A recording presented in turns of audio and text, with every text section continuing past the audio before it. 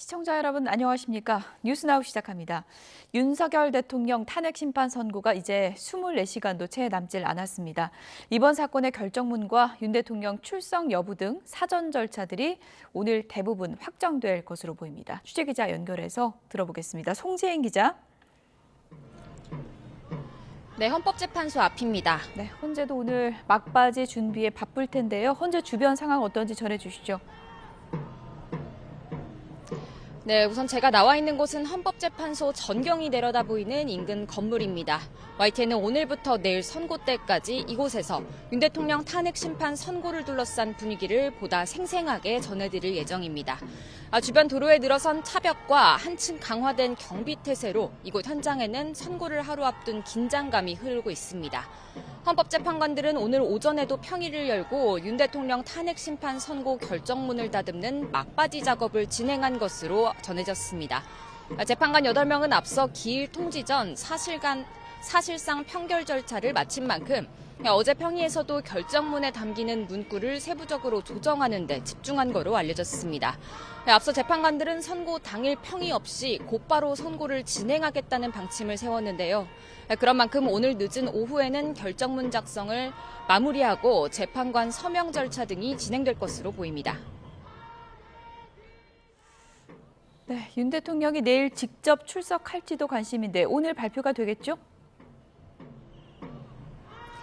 네, 그럴 걸로 보입니다. 대리인단은 YTN에 윤 대통령의 탄핵 심판 선고 출석 여부를 논의하고 있다며 오늘 안에 알릴 예정이라고 밝혔습니다. 만약 윤 대통령이 출석한다면 한남동 관저에서 이곳 헌재까지 경호차로 이동할 전망인데요. 이전 변론 기일 때와는 달리 지금은 불구속 상태인 만큼 현장 경호가 더 강화될 가능성이 큽니다. 이외에도 내일 선고를 둘러싼 사전 절차들이 오늘 모두 마무리될 예정입니다. 내일 선고를 직관하고 싶다며 일반인 방청을 신청한 시민들이 많다는 소식 앞서 여러 차례 전해드렸는데요. 현재는 오늘 오후 5시 신청을 마감하고 일반인 방청 좌석 20석에 앉을 시민들을 추첨하는데 역대 최고 수준이 될 것으로 보이는 최종 경쟁률도 관심입니다. 마감이 아직 꽤 남았지만 오늘 오전 11시까지 이미 9만 2천 명에 달하는 시민들이 방청을 신청한 상태입니다. 네, 내일 오전 11시에 모든 시선이 헌재로 쏠릴 텐데 내일 선고는 어떤 흐름으로 진행이 될까요? 네, 우선 내일 선고는 윤석열 대통령 탄핵 사건의 선고 기일을 진행한다는 문영배 헌재소장 권한대행의 말로 시작됩니다. 이번 심판 청구가 적법 요건을 충족했는지 각하 여부를 먼저 판단하고 탄핵 사유와 중대성에 대한 판단이 담긴 결정문을 읽는 게 통상의 순서입니다. 앞서 전례를 보면 선고 요지부터 전하고 주문을 마지막에 읽을 때에는 대체로 재판관들 전원 일치 의견이었고 주문부터 읽고 시작할 때는 재판관들의 의견이 서로 갈리는 경우가 많았습니다. 전례가 내일도 그대로 적용될 거라 단언하긴 어렵지만 어떤 결과가 나오더라도 주문 내용은 낭독과 동시에 그 시각부터 즉시 효력을 갖습니다. 윤 대통령의 파면 또는 복귀가 곧장 현실화한다는 건데 YTN은 내일 오전 11시 국민적 관심이 쏠리는 대통령 탄핵 선고를 생중계로 전해드릴 예정입니다. 지금까지 헌법재판소 앞에서 YTN 송재인입니다. 경찰이 헌법재판소 반경 150m를 비워서 진공 상태로 만드는 작업을 마쳤습니다. 오늘은 가용 인력 절반을 동원하는 의료비상을 발령했는데요. 박현수 서울경찰청장 직무대리도 직접 헌재를 찾아서 경비 대책을 점검했습니다. 현장에 취재기자 연결해 보겠습니다. 임예진 기자. 네, 헌법재판소 앞입니다. 아무래도 선거 하루 전이라 긴장감이 감돌겠군요. 네, 제가 지금 들어와 있는 곳은 헌법재판소 앞인데요. 경찰이 윤석열 대통령 탄핵 심판 선고를 앞두고 빈 공간, 이른바 진공 상태로 만들겠다고 한 곳입니다. 어제 헌재 반경 150m를 진공 상태로 만들면서 지금은 텅 비었습니다. 양쪽 도로에는 경찰 차벽이 빽빽하게 들어서 있습니다. 원래는 1인 시위와 천막 농성이 이어졌었는데요. 앞서 경찰의 요청에 따라 윤 대통령 지지자들이 모인 국민변호인단이 자진해서 천막을 철거했습니다. 일부 돗자리를 깔고 농성을 이어가던 지지자들도 어제 통제선 밖으로 이동했습니다.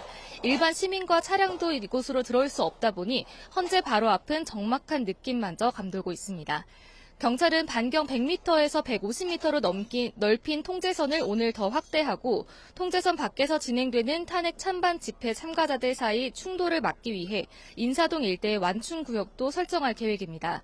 경찰청과 서울경찰청은 오늘 가용 인력 절반을 동원할 수 있는 비상근무체제, 의호 비상을 발령했습니다. 현재 경찰계동대 50개 부대 3천여 명이 배치된 걸로 알려졌는데요. 박현수 서울경찰청장 직무대리도 직접 현장을 찾아 경비 대책을 점검하며 안전 확보에 최선을 다하겠다고 말했습니다. 내일은 가능한 모든 인력을 동원할 수 있는 가포 비상을 발령하고 14,000여 명을 서울에 집중 배치해 질서 유지에 나설 계획입니다. 네, 그러면 탄핵 찬반 집회는 어디서 이루어지나요? 네, 경찰이 헌재 주변 150m 이내에서는 집회를 금지하고 있다 보니 탄핵 찬반 집회는 안국역 주변에서 총력전을 벌이고 있습니다. 비상행동 등 탄핵 찬성 단체는 어제 저녁까지 1박 2일 집회를 마치고 오늘 저녁 7시부터 안국역 6번 출구 근처에서 다시 철야 농성에 들어갑니다. 자유통일당과 엄마부대 등 탄핵 반대 단체는 안국역 5번 출구 앞에서 밤샘 집회를 이어가고 있습니다. 선고일인 내일은 많은 인파가 헌재 주변에 몰려들 것으로 예상돼 경찰도 경계를 강화하고 있습니다. 헌재 주변 도로 통제도 이어지고 있습니다. 제동초등학교에서 낙원상가까지 양방향 도로가 통제되고 있고 율곡로 안국동 사거리에서 율곡터널까지도 전면 통행이 제한되고 있습니다. 서울 지하철 3호선 안국역은 1, 2, 3번 출구가 폐쇄됐습니다. 서울교통공사는 상황에 따라 유동적으로 폐쇄 출구를 조정하고 있는데요. 내일은 첫 차부터 안국역을 모두 폐쇄하고 무정차 운행한다는 계획입니다. 지금까지 헌법재판소 앞에서 YTN 임혜진입니다. 탄핵 심판 선고를 하루 앞두고 대통령실은 침묵 속에서 평소와 다름없는 일과를 이어가고 있습니다. 차분하게 헌재 선고를 기다린다는 입장을 견지하면서 긴장감 속에 상황을 예의주시하고 있는데요. 취재기자 연결돼 있습니다. 신윤정 기자. 네, 용산 대통령실입니다. 네, 윤석열 대통령과 정권의 운명을 결정할 선고일 이제 하루 앞으로 다가왔는데요. 용산 상황 전해주시죠. 네, 대통령실은 전반적으로 차분하고 조용한 분위기가 이어지고 있습니다. 오늘 아침에는 평소와 다름없이 정진석 비서실장 주재로 수석 비서관 회의를 열었는데요. 미국이 발표한 한국산 제품 25% 상호 관세 부과에 대한 대책 등을 논의한 것으로 알려졌습니다. 윤 대통령에 대한 선고가 하루 앞으로 다가오면서 직무 복귀에 대비한 사항들도 점검했을 것으로 전망됩니다. 대통령실은 선고 기일 지정 직후 차분하게 헌재 입장을 기다린다는 입장을 낸 뒤 이틀째 침묵을 이어가고 있습니다. 대통령실 신문진들은 오늘도 마찬가지로 결과를 담담하게 기다리고 있다고 분위기를 전했습니다. 내부에서는 선고 결과가 정해진 것으로 알려지면서 촉각을 곤두세우는 기류도 감지됩니다. 평소 취재진과 연락해온 참모들은 결과에 대해 어떤 전망이 우세한지를 묻기도 하는 등 팽팽한 긴장 속에서 결과를 기다리고 있는 모습입니다. 다만 윤 대통령이 헌재 직접 출석해 탄핵 사유를 적극적으로 반박해왔고 정치권과 법조계 안팎에서 쟁점에 대한 의견들이 분분했던 만큼 물밑에서는 기각이나 각하에 대한 기대감이 흐르는 것도 사실입니다. 네, 윤 대통령이 선고 앞둔 상황에서 긴 침묵을 이어가고 있는데요. 언제쯤 직접적으로 입장을 낼까요? 네, 윤 대통령은 헌재 선고를 앞두고 승복을 포함한 입장을 내지 않고 있습니다. 다만 변호인단 등을 통해서 헌재가 단심제인 만큼 승복하지 않을 수 없다는 입장을 밝혀왔습니다. 윤 대통령이 직접 입장을 내는 건 내일 헌재 선고 이후가 될 전망입니다. 직무에 복귀할 경우 대국민 담화를 준비하고 있는 것으로 YTN 취재 결과 확인됐는데요. 여권 관계자는 통화에서 윤 대통령이 돌아온다면 개헌 등을 포함한 대국민 담화를 준비하고 있다며 구체적인 내용과 발표 시기 등을 고심하고 있는 것으로 안다고 전했습니다. 대통령실 고위 관계자도 오늘 YTN과의 통화에서 중요한 건 담화 내용이라며 복귀 이후 방향을 논의해야 하는 만큼 당일 곧바로 발표하긴 힘들 수도 있다고 전망했습니다. 앞서 지난 2004년 헌재 탄핵 심판 끝에 직무에 복귀한 노무현 전 대통령은 당일 청와대 집무실을 찾아 국정 현안을 챙겼고 이튿날 대국민 담화를 발표했습니다. 반면 헌재에서 파면이 결정될 경우 윤 대통령이 입장을 낼지는 예측하기 힘든 상황입니다. 8년 전 박근혜 전 대통령은 파면 이틀 뒤 사저에 도착한 직후 측근을 통해 대통령으로서 소명을 마무리하지 못해 죄송하다는 짧은 입장을 냈습니다. 윤 대통령 변호인단은 헌재 탄핵 심판 진행 과정의 공정성과 적법성에 대한 문제를 꾸준히 지적해온 상황인데요. 윤 대통령이 선고 뒤 승복과 국민 통합의 메시지를 낼지가 국론 분열 수습의 관건이 될 전망입니다. 지금까지 용산 대통령실에서 YTN 신윤정입니다. 윤 대통령 탄핵 심판 선고를 하루 앞두고 정치권 긴장감은 최고조에 달하고 있습니다. 여야 모두 원하는 결과를 받아들 거란 기대감을 내비치면서도 이 막판까지 헌법재판소를 겨냥한 여론전에 집중하고 있습니다. 어젯밤 재보궐선거의 결과를 두곤 여야의 시비가 엇갈렸습니다. 취재기자 연결합니다. 정인용 기자. 네, 국회입니다. 네, 재보궐선거 이야기부터 해보죠. 기초단체장 5자리 가운데 4자리를 야당이 차지를 했고 이 부산 교육감 재선거에서도 야당이 이겼는데 여야의 반응은 어떻습니까? 네, 먼저 국민의힘은 선거 결과를 무겁게 받아들인다며 국민 목소리에 더욱 세심하게 귀를 기울이겠다고 밝혔습니다. 지도부 핵심 관계자는 YTN에 여당 후보들이 인지도 면에서 열세였다면서도 아직 국민 마음을 얻기 위한 당의 변화가 부족했던 탓이라고 자성의 목소리를 냈습니다. 다만 부산 교육감의 경우 보수 진영 후보자들이 분열하면서 패한 거라고 아쉬움을 드러냈습니다.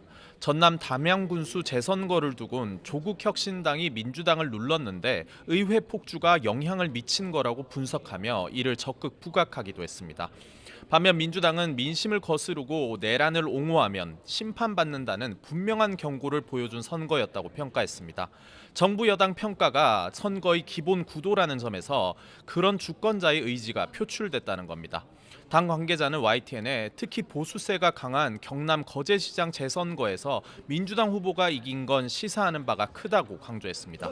다만 담양군수 자리를 혁신당에 내준 데에는 인구가 적고 조직선거 성향이 강한 지역인데 혁신당이 그런 면에서 우위에 있었다며 호남 민심을 드러낸 것이란 확대 해석은 경계했습니다.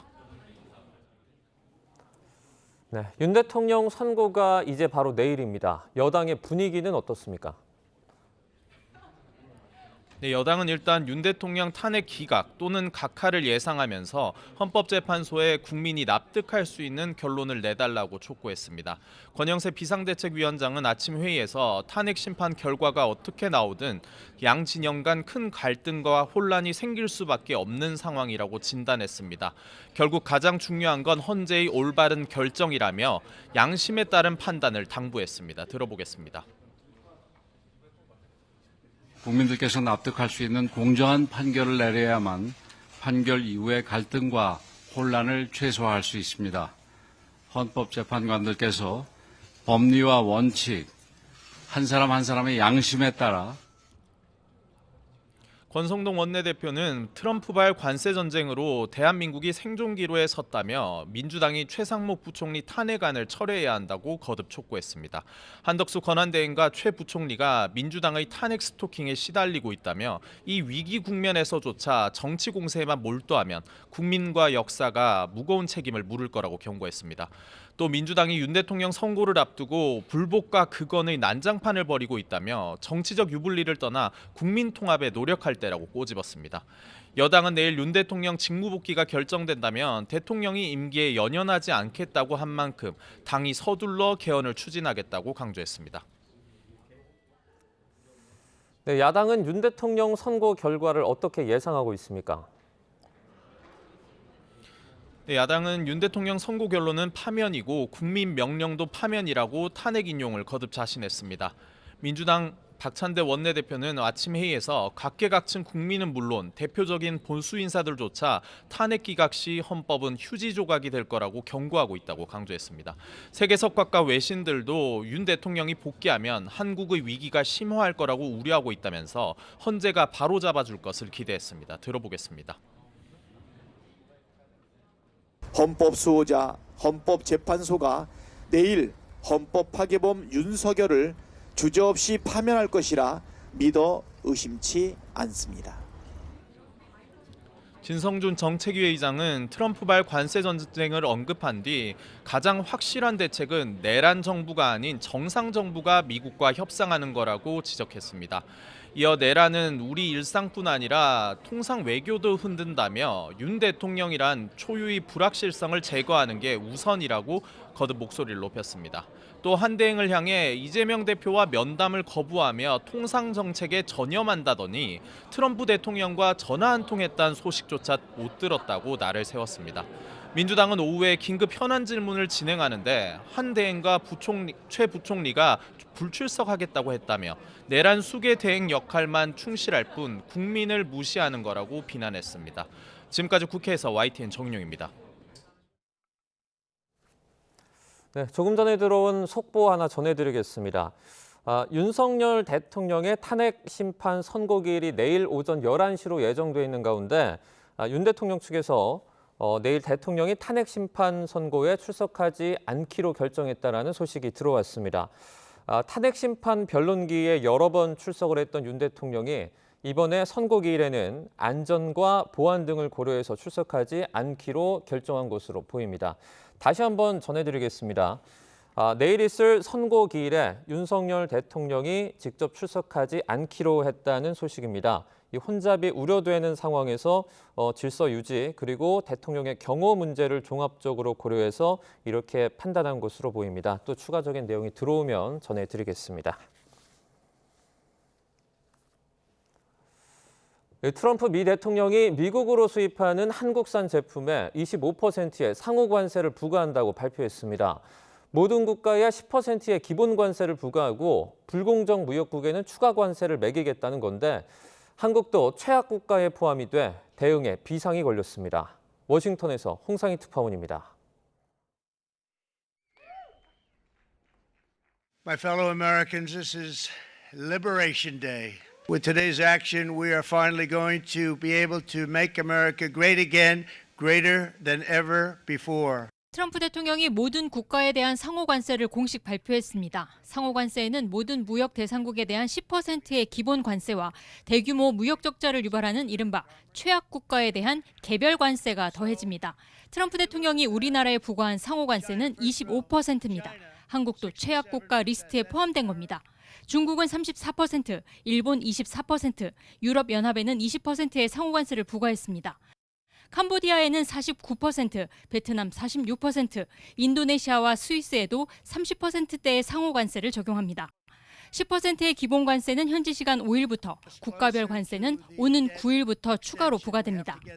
트럼프 대통령은 또 현지 시간 3일부터 자동차와 부품에 대해 25%의 관세를 부과하겠다고 밝혔습니다. Such horrendous imbalances have devastated our industrial base and put our national security at risk. That's why, effective at midnight, we will impose a 25% tariff on all foreign-made automobiles.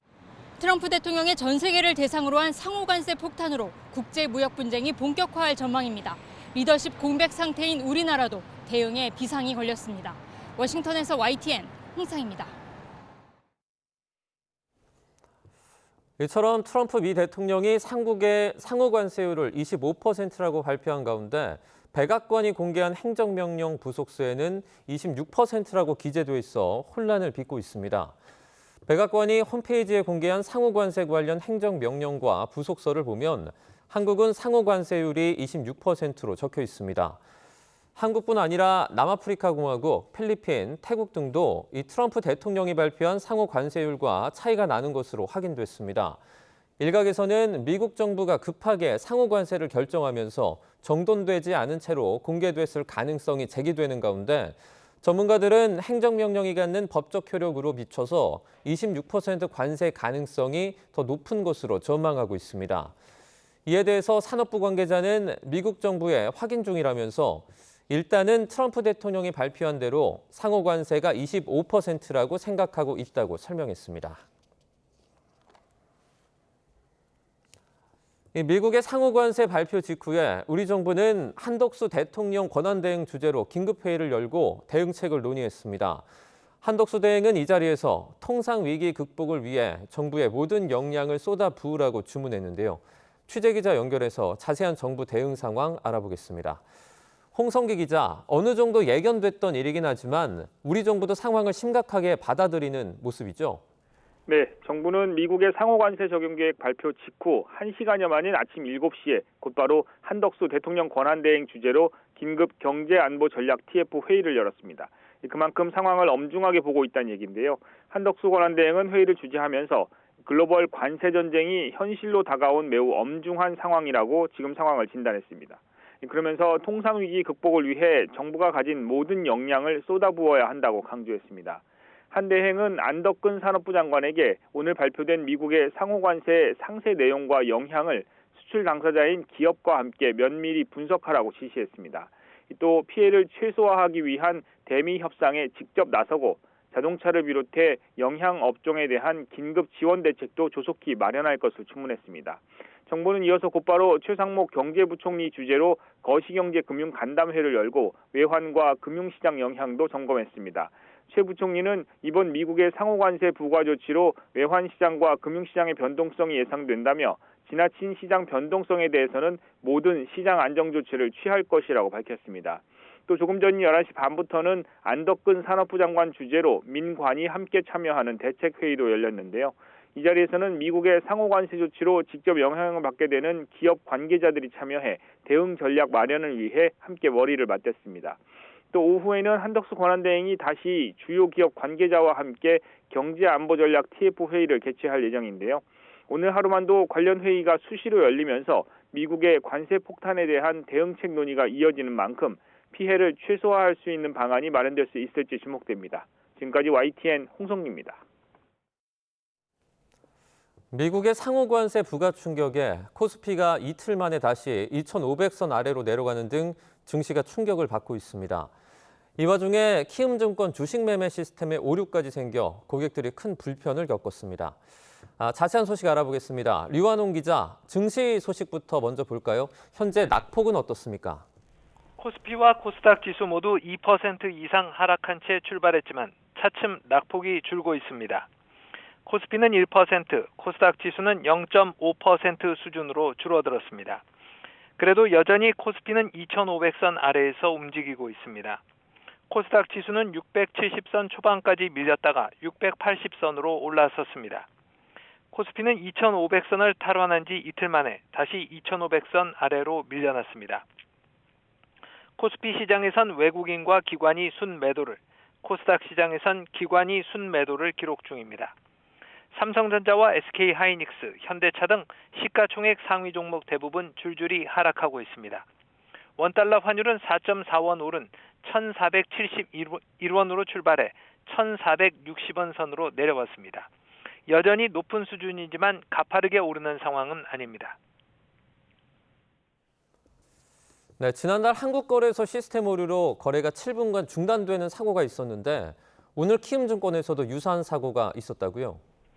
오늘 오전 9시 5분쯤부터 1시간 20분가량 키움증권의 주식 매매 시스템 오류로 주문 체결이 지연되는 현상이 벌어졌습니다. 주문 체결이 지연되면서 불편을 느낀 고객들이 잇따라 YTN에 제보를 했습니다. PC의 홈 트레이딩 서비스와 스마트폰의 모바일 트레이딩 서비스 모두에서 오류가 발생했습니다. 주문 체결이 지연되면서 주문 시점을 놓친 고객들은 불만을 쏟아냈습니다. 키움증권은 현재 정상화된 상태라면서 원인에 대해선 유관부서에서 파악 중이라고 밝혔습니다. 상호관세 이슈로 주가가 급락하는 상황이어서 고객들의 불만은 그 어느 때보다 높았습니다. 빨리 원인이 파악돼 유사한 사고가 재발되지 않으면 좋겠습니다. 지금까지 YTN 유환홍입니다.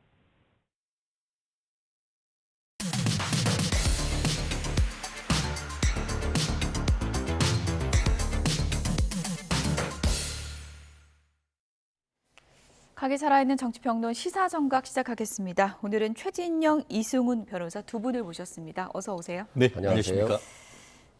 네, 이제 탄핵 심판 선고 하루 남았는데요. 정치권에서는 여전히 승복 공방이 벌어지고 있습니다. 관련 영상부터 보시죠.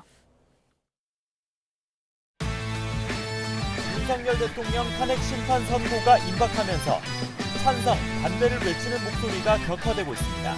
공권력에 도전하고 공동체를 파괴하는 행위에 대해서는 현행범 체포 원칙과 무관용 원칙으로 반드시 책임을 묻겠습니다.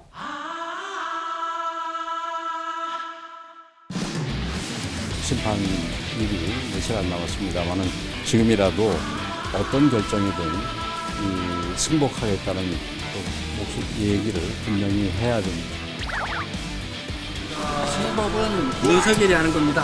승복은 윤석열이 하는 겁니다. 아주 오만한 태도이고 국민을 무시하는 태도일 뿐만 아니라 헌법 위에 자신이 서겠다는 그런 의사표시입니다. 기각이 나오지 않을까 이렇게 조심스럽게 생각을 해보고요. 그래서 저는 만장일치의 결론은 나오기 어렵다. 4월 4일 오전 11시 아니에요? 예. 444예요. 11시가 4시입니다, 4시. 이 명명백백한 내란 쿠데타를 과연 기각 혹은 각하 그러한 의견서를 낼 헌법재판관이 있을까? 어떤 결론이 나와도 승복을 하신다고 합니다. 그렇습니다. 민주당도 우리 당의 입장에 따르기를 바랍니다. 승복은 윤석열이 하는 겁니다.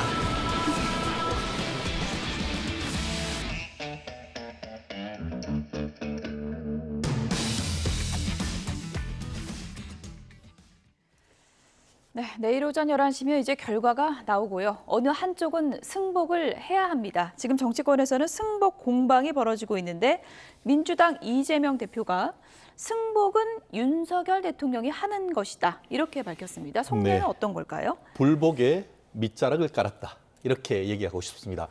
한마디로 승복한다고 했더니 진짜 승복하는 줄 알았냐 이런 얘기 아니겠습니까? 얼마 전 본인이 좌파 유튜버에 나가서 승복 안 하면 어떡하느냐라고 얘기했지만 정작 그때의 입장을 유지하느냐라고 질문을 했더니만 그에 대한 얘기는 없이 승복은 윤석열이 하는 것이다. 한마디로 윤석열 대통령이 아니고 윤석열이다라는 것은 결국 본인들이 기소를 했는데 탄핵이 되지 않는다고 한다 하더라도 그와 같은 결과에 대해서 승복하지 않겠다는 것 아니겠습니까? 만약에 탄핵이 기각이나 각하되면 그 선언하는 순간 윤석열 대통령은 현직 대통령으로 돌아옵니다. 그럼에도 불구하고 윤석열 대통령에 대한 호칭도 붙이지 않는다는 것은 사실상 탄핵을 기정사실화하면서 결국 탄핵이 기각된다 하더라도 윤석열 대통령에 대한 내부적으로 얘기하듯이 재탄핵 내지는 관련되는 그 총리나 이 부총리들에 대한 계속 지속적인 탄핵을 통해서 사실상 윤석열 대통령에 대한 정부를 무력화하려고 한다는 그런 의중을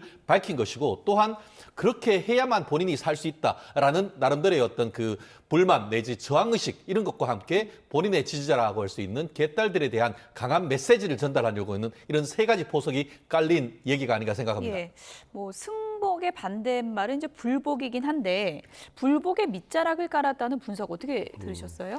원래 승복은 범죄자라든가 예. 이런 사람들이 하는 거예요. 국어사전에 그렇게 나와 있어요. 뜬금없이 국민에게 승복하라고 요구할 수 없잖아요. 마찬가지라고 생각되고요. 윤석열 대통령의 권위가 땅에 떨어졌잖아요.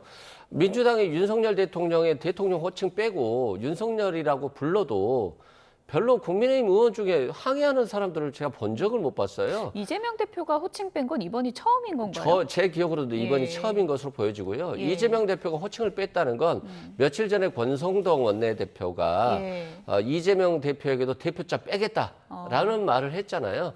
그런데 여기에 대한 강한 반응이라고 생각되고 그만큼 대통령의 권위가 떨어졌다는 것은 대한민국의 권위가 떨어졌다라고 하는 것이니까 참 불운한 시기고요. 또 윤석열 대통령이 돌아왔다라고 해서 탄핵이 기각돼서 국민이 얻을 게 뭐죠? 저는 머릿속에 아무리 생각해봐도 윤석열 대통령이 복귀했을 때 국민이 얻을 건 하나도 없거든요. 그런 측면에서 헌법재판소가 단호한 결정으로 8대0 만장일치 탄핵 인용을 해야 된다라고 생각됩니다. 예.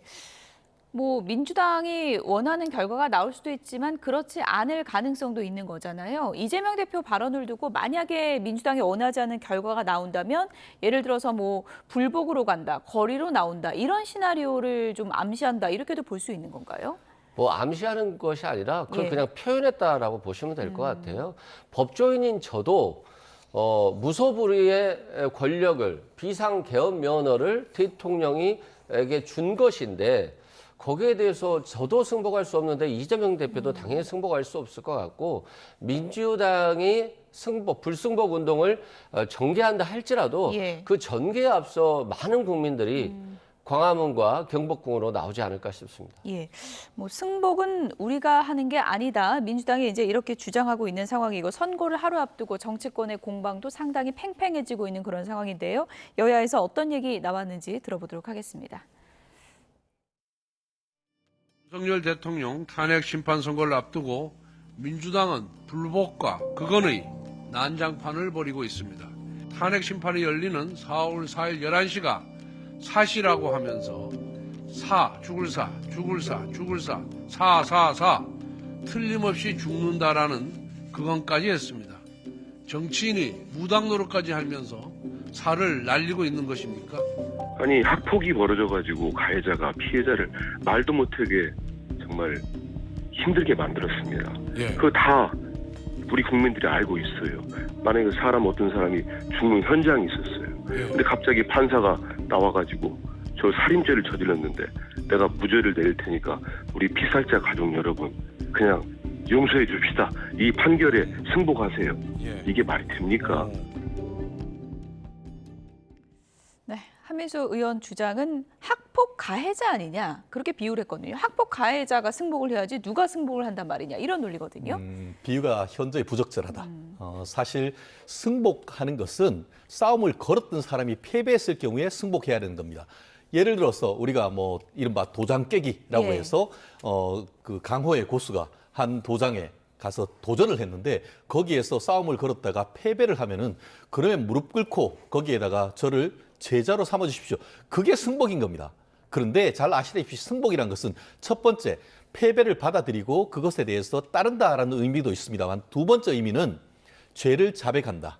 그리고 본인의 잘못을 시인한다. 그런 부분이 있습니다. 예. 그런데 자꾸 이재명 대표나 민주당 같은 경우에는 윤석열 대통령한테 승복하라라고 합니다만 윤 대통령은 지금 이 탄핵만 있는 것이 아니고 형사 사건으로서 내란죄의 사건이 있습니다. 만약에 이 사건에서 그와 같은 승복 메시지를 하면은 사실 뭐 물론 여기서는 저는 기각될 것이라고 봅니다만 나중에 형사 사건에서 그대로 본인이 얘기했던 것을 민주당은 봐라 그때 승복한다고 자백해놓고 무슨 얘기하냐 이런 얘기가 있을 수 있습니다. 그러다 보니까 윤석열 대통령 측 같은 경우에는 이 사안에 대해서 승복을 한다라고 얘기하기가 어렵죠. 오히려 기소를 했는 탄핵 소추를 했던 측에서 이게 헌법재판소로 해서 다 그 어떤 판단을 했는데 그것이 기각이다라고 한다면 기소를 하는 사람은 내가 잘못 기소했습니다 라고 얘기를 하면서 그거에 있어서 승복하겠다고 해야 되는데 그게 왜 그렇게 어렵습니까?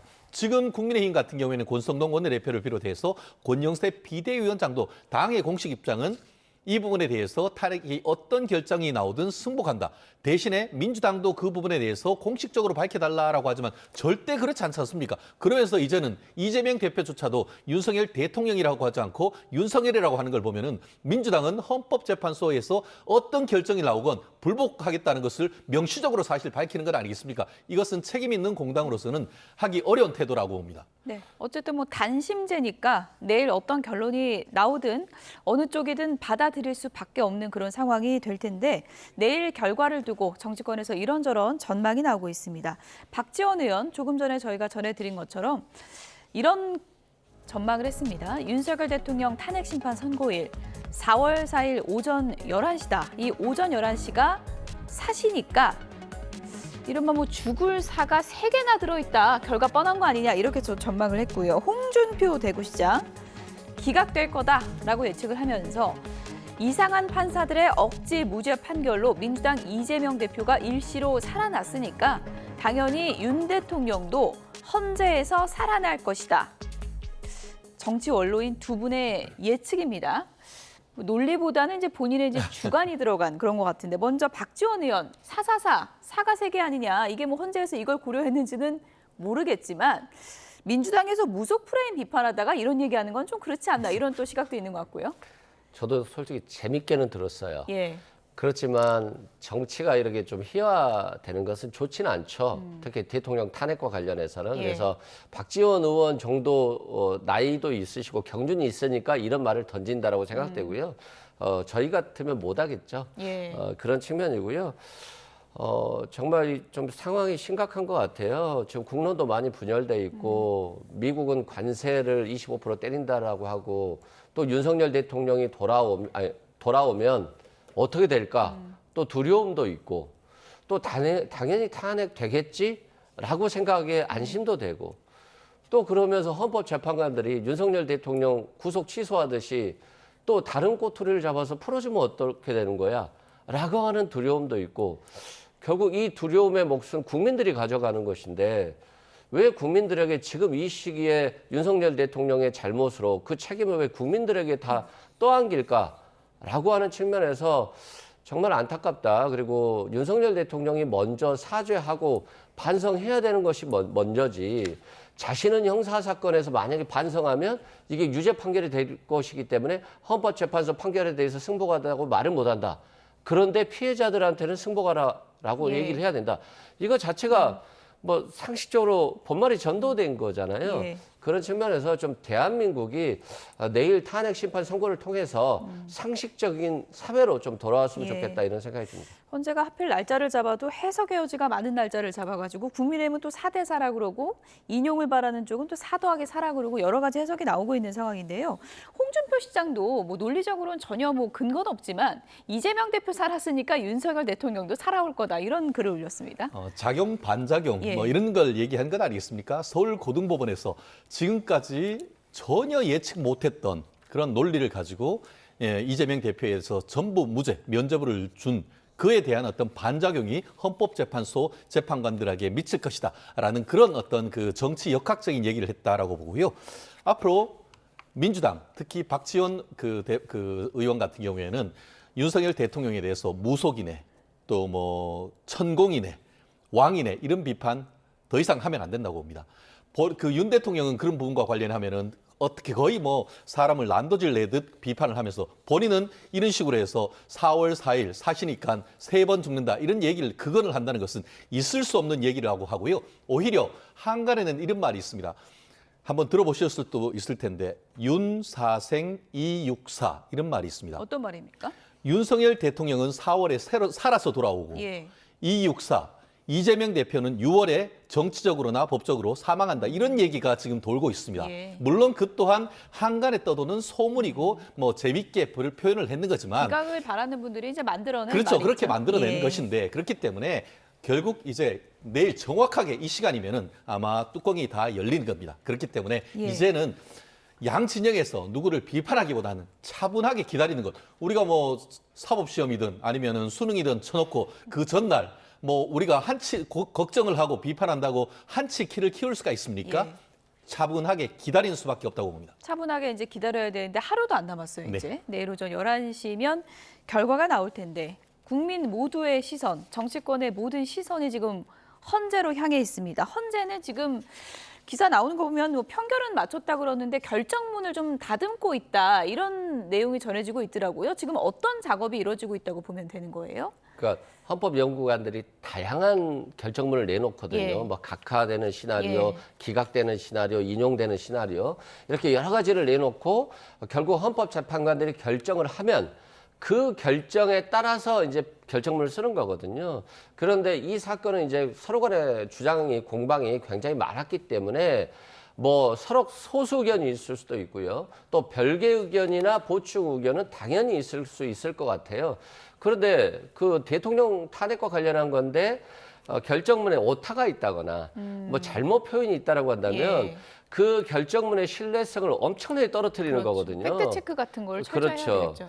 그래서 짧은 시간이지만 그 짧은 시간 동안 굉장히 집중해서 볼 겁니다. 그래서 그것들이 아마도 노출도 되지 않아야 되고 또 결정문은 잘 다듬어야 되기 때문에 아마 밤잠을 설치고 뭐 하루 남았지만 정리를 하지 않을까 싶습니다. 헌재 내부에 관심이 높아지다 보니까 이런저런 설이 난무했고 또 언론을 통해서도 헌법재판관들 사이에서 좀 경론이 이뤄지다 보니까 고성까지 세워 나왔다 이런 얘기도 좀 전해지고 있잖아요. 이건 뭐 사실 여부는 확인 안 된 건데 어떤 분위기를 감지할 수 있는 걸까요? 이제 주사위는 던져졌다. 결론은 이미 나왔다라고 보는 것이 맞을 것 같고요. 다만 좀 이 변호사님이 말씀하신 것처럼 우리도 법조인들도 법원에 서류를 제출하기 직전까지도 혹시나 문맥상 잘못된 비문이 없는가, 오탈자가 없는가 끝까지 확인합니다. 아마 그런 마이너한 부분에 대한 최종 점검이 있지 않을까 싶은데요. 아시다시피 대법원 법원 판결이라든가 헌법재판소 판결은 영구 보존입니다. 대한민국 역사에 그대로 남는 거기 때문에 예. 그 책임감 끝에 헌법재판관님들이 8분들이 확인할 도장을 찍을 그 시간까지 아마 그 업그레이드를 하는 노력이 있을 것 같은데 좀 전에 얘기하신 것처럼 사실 최근에 굉장히 많은 그 이른바 지라시란 것들이 예. 돌아다니고 있습니다만 유력한 언론을 통해 가지고 좀 전에 얘기하신 것처럼 지난 3월 31일 날 내부에서 싸움 같은 고성이 있었고 됐냐 뭐 이런 식의 얘기가 있다는 언론 보도가 있는 걸 보면은 민주당이 그동안 얘기했는 것처럼 뭐 8대 0으로 인용된다거나 이럴 가능성은 현실적으로 낮지 않은가 하는 생각이 들고요. 결국 됐냐라는 얘기가 있다는 것은 누가 얘기했는지 뭐 알 수는 없습니다만 그런 부분은 결국 그 대사도 정확하진 않은 그렇죠. 거예요. 예, 사실, 그러니까 그죠? 결국 예.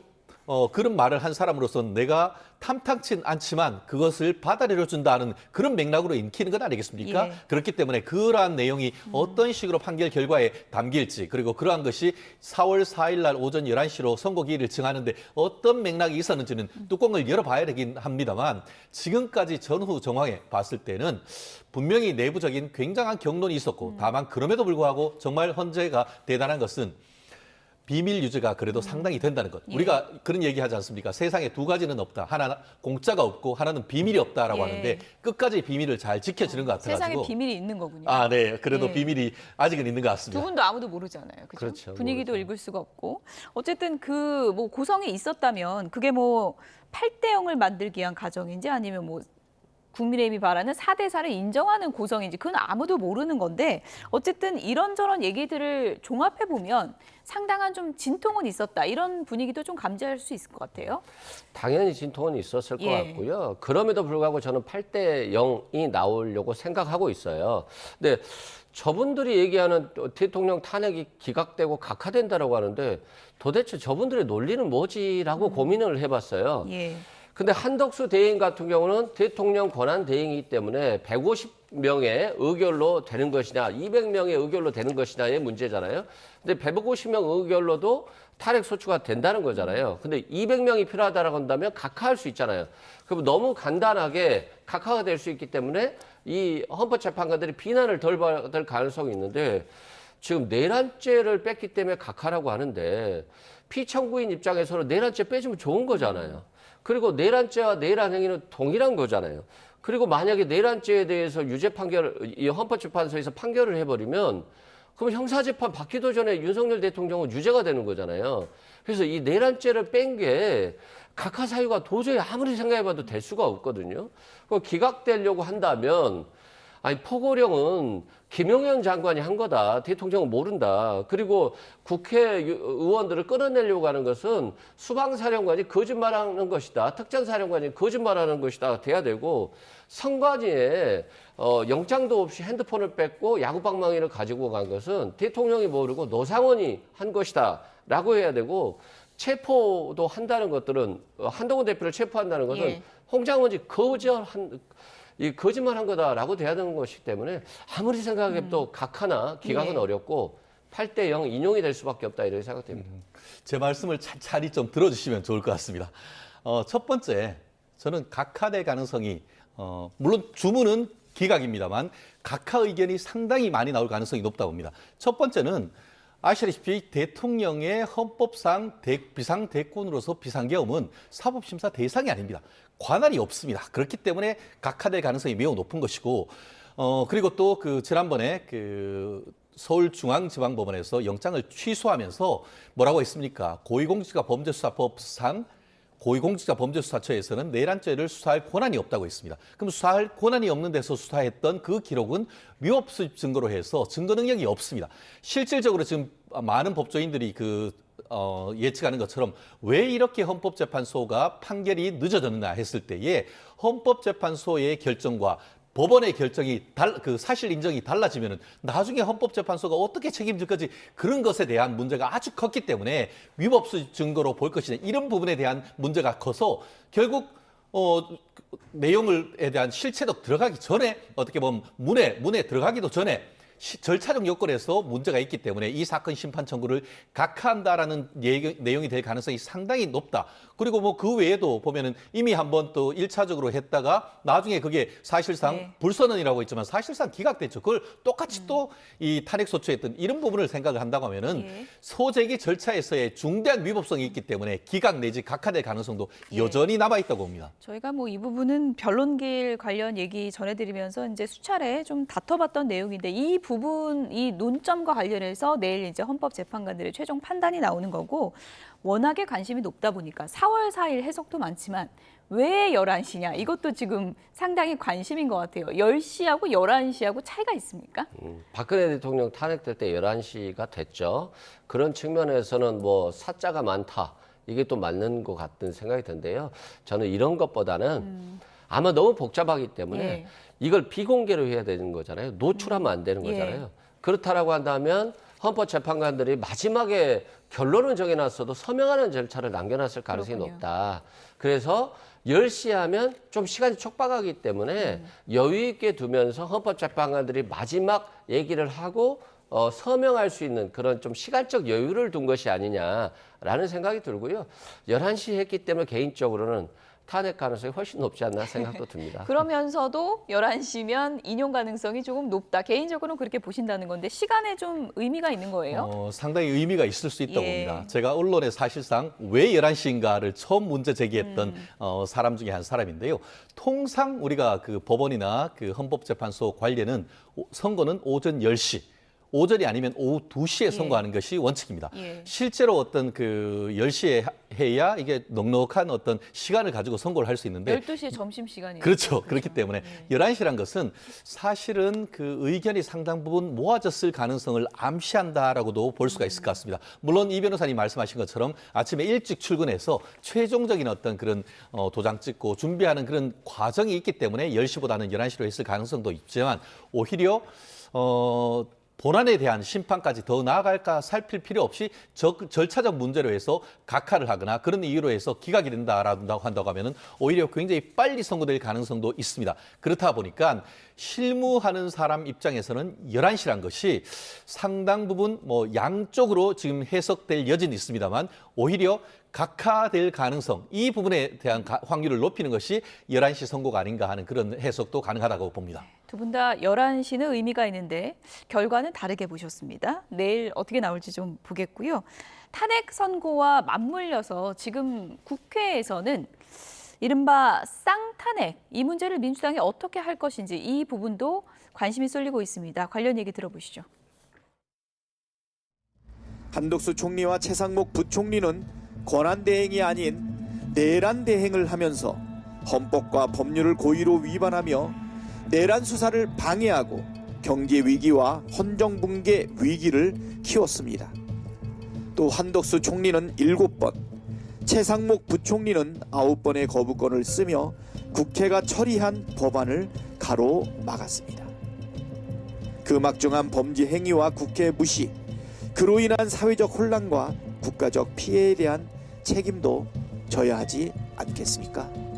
지금 이 순간에도 한덕수 대행과 최상목 부총리가 민주당의 탄핵 스토킹에 시달리고 있다는 사실입니다. 한덕수 대행은 바이든 미국 대통령과 통화한 지 보름도 되지 않아 탄핵 소추를 당했습니다. 최상목 권한대행은 미국 베센트 재무장관과 면담한 지 3주 만에 탄핵 소추안이 발의되었습니다. 이 지경인 상황에서 대한민국이 미국과 어떻게 협상을 할 수 있겠습니까? 민주당에 단호히 촉구합니다. 지금이라도 최상목 부총리에 대한 탄핵 소추안을 철회하십시오. 네, 내일 탄핵 선고를 앞두고 있는 이 시점, 민주당이 어떤 결정을 할지도 상당히 관심입니다. 그러니까 최상목 장관 같은 경우에는 지금 탄핵안이 이미 국회 본회의에 보고가 됐기 때문에 민주당이 이제 결단을 해야 될 것 같은데요. 어떻게 할 걸로 보세요? 일단 내일 탄핵 재판 결과를 좀 보고 결정을 할 것 같고요.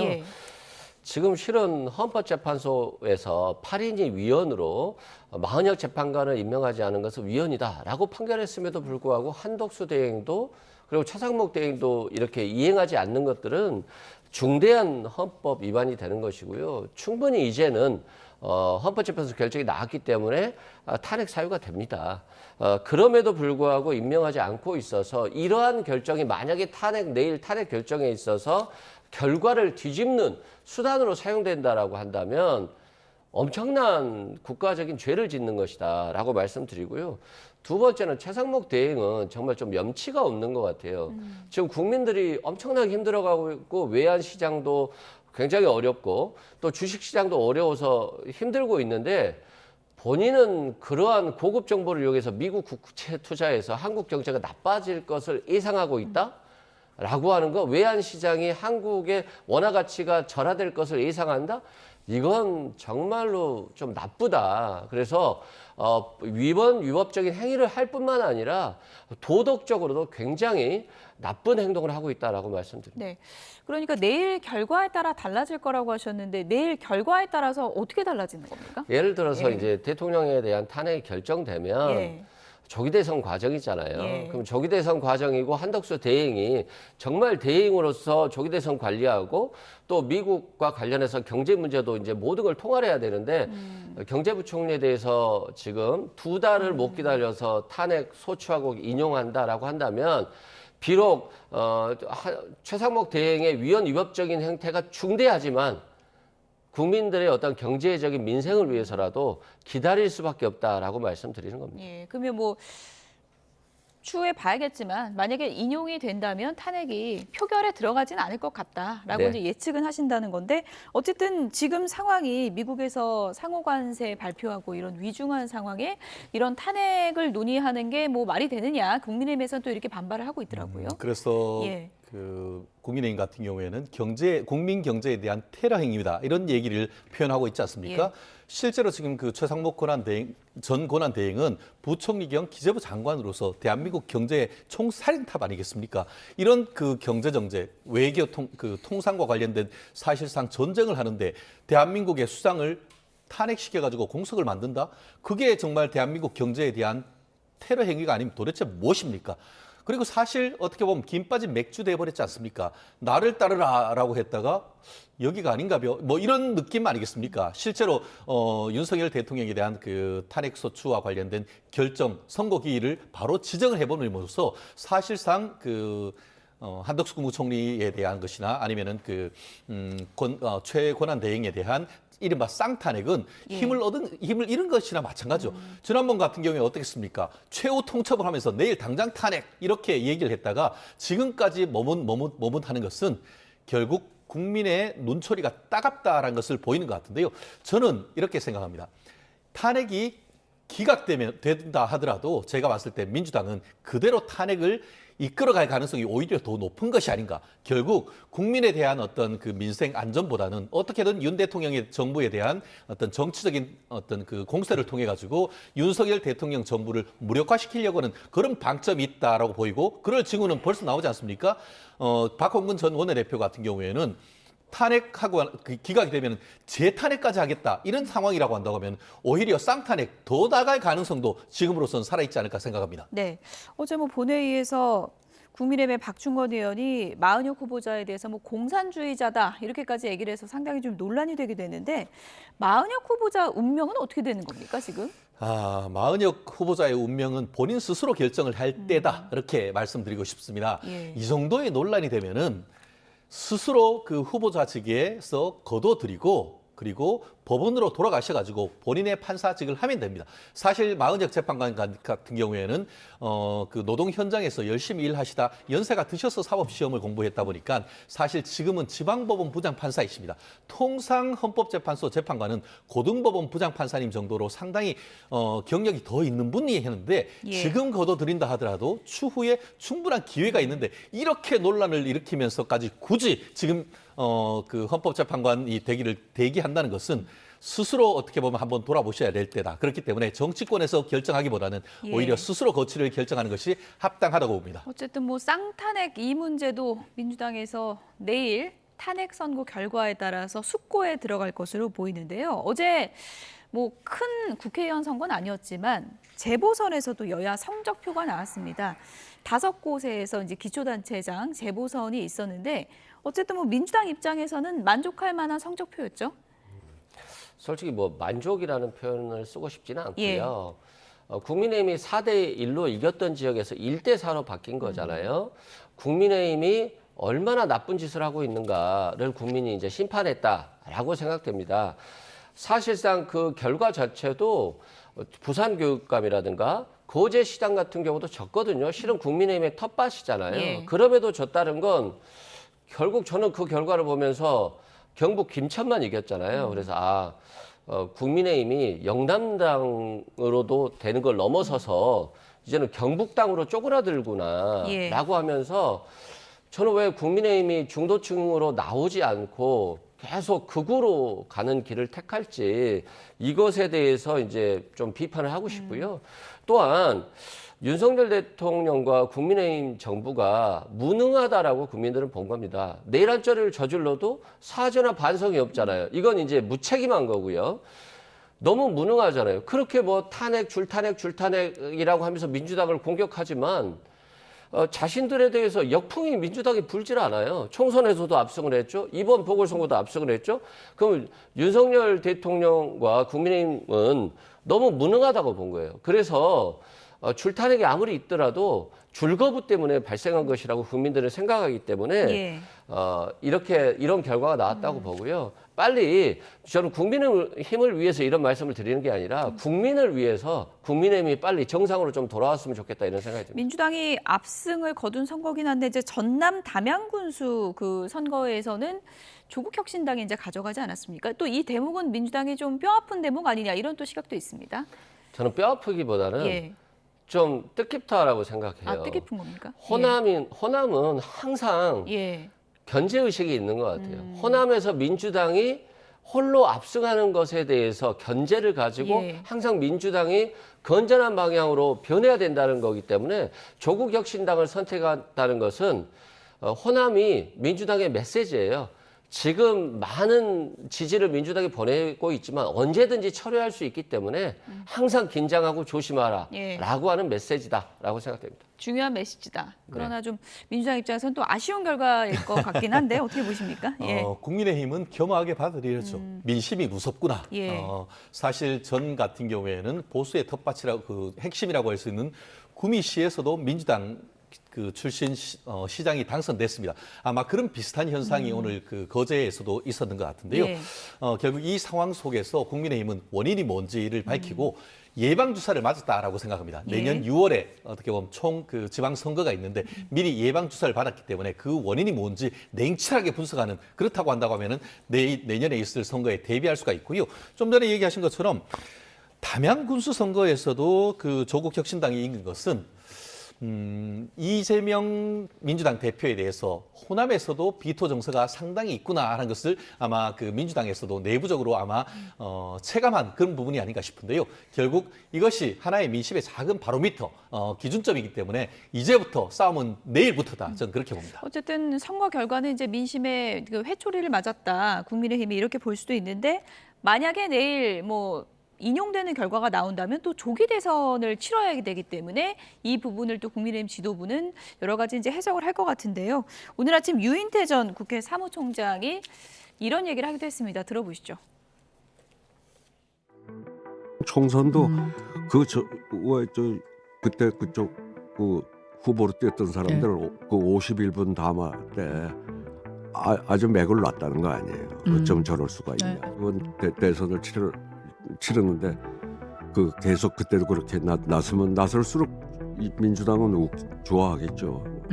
오히려 치어리더 역할하는 거예요, 선거에. 윤 대통령이 나설수록. 그동안 2년간 그런 일을 해왔고. 차라리 인용이 당을 위해 낫겠다라는 생각도 하고 있을 거라고 보세요? 뭐 그런 사람들 꽤 있겠죠. 얼마나 속을 세겠어요. 그 강성 지지층에 이렇게 엎혀가지고. 네, 유인태 전 사무총장의 뭐 소위 말하는 뇌피셜이긴 한데 국민의힘 내부에서 겉으로 드러내진 않지만 속으로는 윤 대통령과의 결별 그리고 인용을 좀 바라는 내부 그 여론이 있을 것이다. 이런 추측이에요. 그건 어떻게 보세요? 얼마나 많겠어요. 윤석열 대통령 또 돌아오시면 막무가내로 국민의힘을 그냥 잡들이 할 거 아니에요. 내 탄핵에 찬성했던 사람들 다 비판하고 어떻게 해서든 해코지하려고 할 것이라고 저는 보고요. 의료 대란 때도 마찬가지잖아요. 국민들은 의료 개혁이라고 생각하지 않고 의료 대란이라고 생각하거든요. 대통령이 계속해서 문제를 발생시킨다고 생각하고 있기 때문에 참 걱정스러운 상황은 내일 헌법재판소가 종결시켜줬으면 좋겠다라고 생각됩니다. 네. 내일 결과에 따라 달라지겠지만 만약에 이제 조기 대선이 치러진다면 국민의힘 내부에서 윤석열 대통령과의 관계 설정이 후보들이 어떻게 할 것인가 이것도 상당히 좀 궁금하거든요.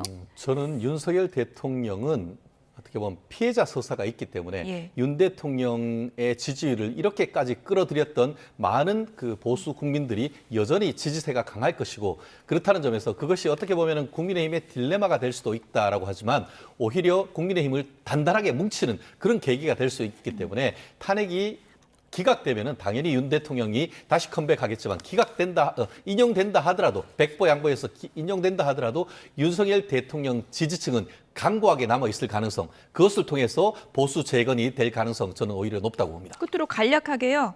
조금 전에 저희가 속보로 전해드렸지만 윤 대통령 내일 나오지 않는다고 하거든요. 네. 어떤 맥락일까요? 기각을 바라는 것이죠.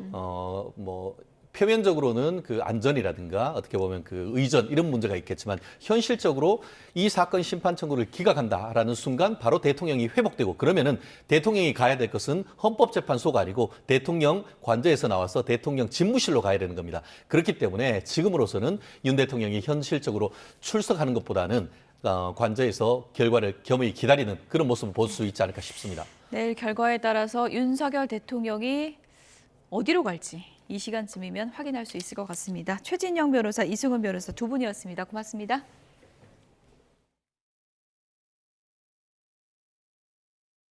My fellow Americans, this is Liberation Day, waiting for a long time.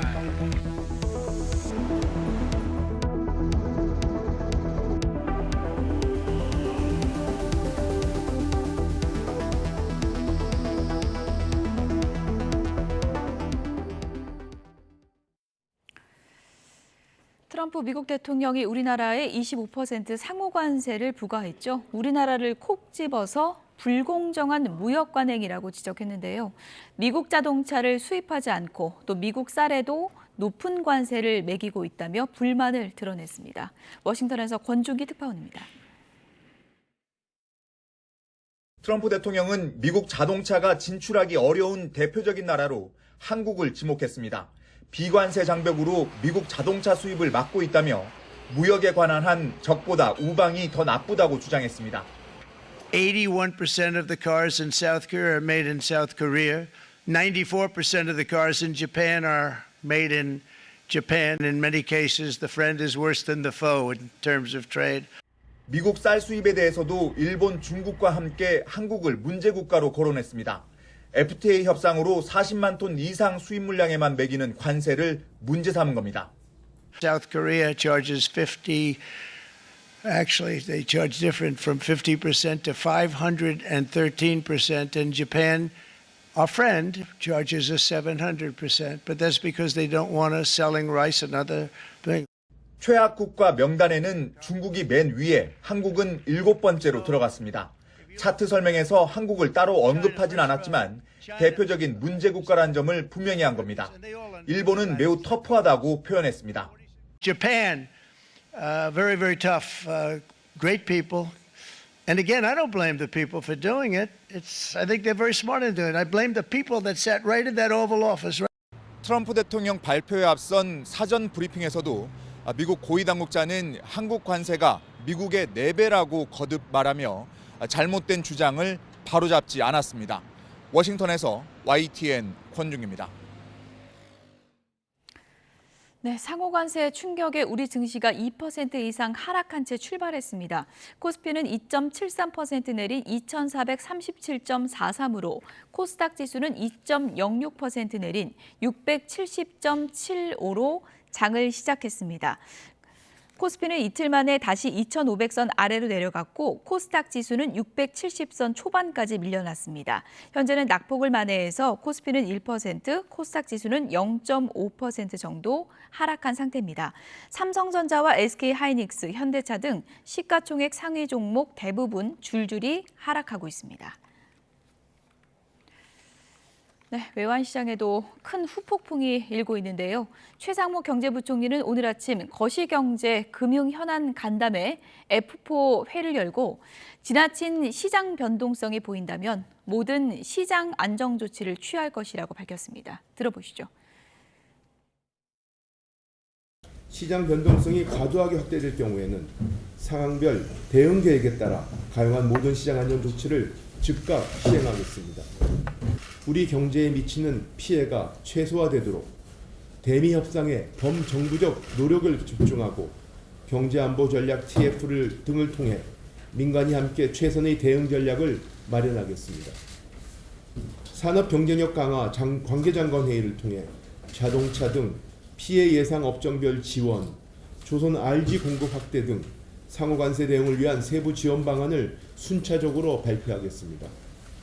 정부가 제안한 10조 원 규모의 필수 추경에도 무역금융, 수출 바우처 추가 공급, 핵심 품목 공급망 안정 등 통상 리스크 대응 사업을 적극 반영하겠습니다. 우리 기업들이 전례 없는 통상 파고를 헤쳐나갈 수 있도록 국회에서 신속히 논의해 주시기를 간곡히 요청드립니다. 정부가 미국의 관세 부과로 피해가 예상되는 중소기업을 지원하기 위해서 290억 원 규모의 수출 바우처를 신속하게 지원하기로 했습니다. 중소벤처기업부는 중소기업의 긴급한 관세 대응을 위해 피해 기업이 신청한 수출 바우처를 한 달 안에 지원할 계획입니다.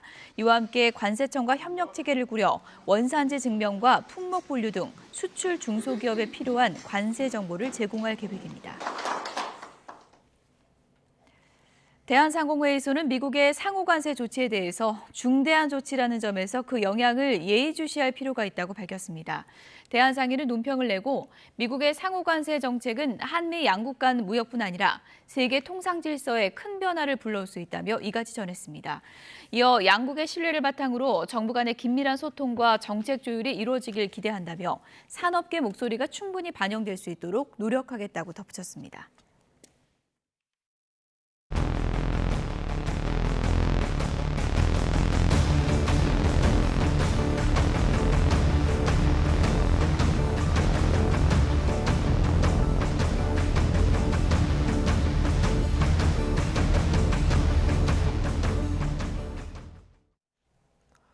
내일 오전 11시에 윤석열 대통령의 탄핵 심판 선고가 있습니다.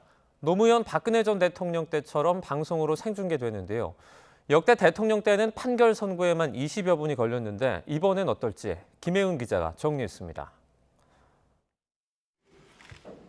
헌법재판소는 고 노무현 전 대통령 탄핵 선고 때 약 25분간, 박근혜 전 대통령 때는 약 21분에 걸쳐 결정문을 낭독했습니다.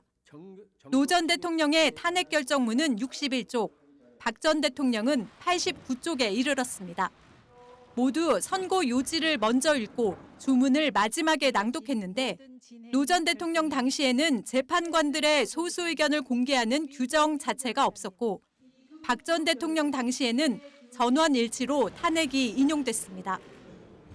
윤석열 대통령 탄핵 심판에서 전원일치로 결론이 나지 않는다면 대통령 탄핵 결정문에 소수 의견이 적시되는 첫 사례가 됩니다. 선고 순서로도 의견 일치 여부를 엿볼 수 있습니다. 통상 문영배 헌재소장 권한대행이 선고 요지부터 설명하면 전원일치로, 주문부터 읽으면 소수 의견이 있었습니다. 다만 선고 순서는 재판부의 재량이라 상황에 따라 달라질 수 있다는 게 헌법재판소의 설명입니다. 탄핵 선고의 효력은 재판장이 주문을 읽는 즉시 발생합니다. 다른 권한쟁의 사건과는 달리 강제 집행력이 있기 때문입니다. 고 노무현 전 대통령은 지난 2004년 탄핵이 기각된 즉시 청와대로 복귀했고 박근혜 전 대통령은 탄핵 인용 주문이 선고된 2017년 3월 10일 오전 11시 21분 파면됐습니다. 이후 헌법재판소는 결정문을 당사자와 이해관계가 있는 법무부 등 국가기관에 보낸 뒤 관보에도 공개하는 절차를 밟게 됩니다. YTN 김혜은입니다. 윤 대통령 탄핵 심판 변론 과정에서 국회와 대통령 측은 여러 쟁점을 두고 치열한 공방을 벌였습니다. 내일 이에 대한 헌법재판소의 최종 판단이 나오는데 파면 여부를 가릴 핵심 쟁점은 어떤 것들이 있는지 이승배 기자가 정리했습니다.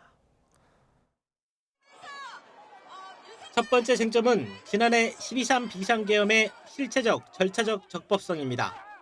국회 측은 당시를 비상사태로 볼 수 없는 만큼 계엄 선포가 실체적 요건을 갖추지 못했다고 강조했습니다. 평온한 하루였습니다. 병력으로서 공공의 안녕 질서를 해친 장본인이 피청구인입니다. 반면 윤 대통령은 야당의 폭고 등을 언급하며 총체적인 위기 상황이었음을 주장했습니다. 지금은 국가 존립의 위기, 총체적 시스템의 위기라는 점에서 차원이 완전히 다릅니다. 계엄이 절차적 적법성을 갖췄는지는 선포 직전 열린 국무회의를 재판부가 어떻게 규정하느냐에 따라 판가름날 전망입니다. 정치활동을 금지한 포고령의 위헌성 여부도 쟁점입니다. 국회 측은 헌법과 법률 위반임을, 대통령 측은 실행할 뜻이 없는 상징적인 것이었음을 역설했습니다. 국회와 중앙선거관리위원회에 대한 공세와 장악을 시도했는지도 관건입니다. 특히 국회의원을 끌어내라는 지시가 있었는지를 두고 재판관들은 질문을 쏟아내게 됐습니다. 정확하게 워딩이 본청 안으로 들어가라, 국회의원을 끌어내라 이렇게 했단 말입니까? 이 지시가 누구한테서 나온 것인지에 대해서 나중에라도 증인이 들은 내용이 있나요? 정치인 등 주요 인사 체포 지시가 있었는지에 대해 헌재가 어떤 판단을 내릴지도 주목됩니다. 싹 다 잡아들이라는 지시가 있었다는 증언에 윤 대통령은 내란 공작이라며 강하게 반박한 바 있습니다.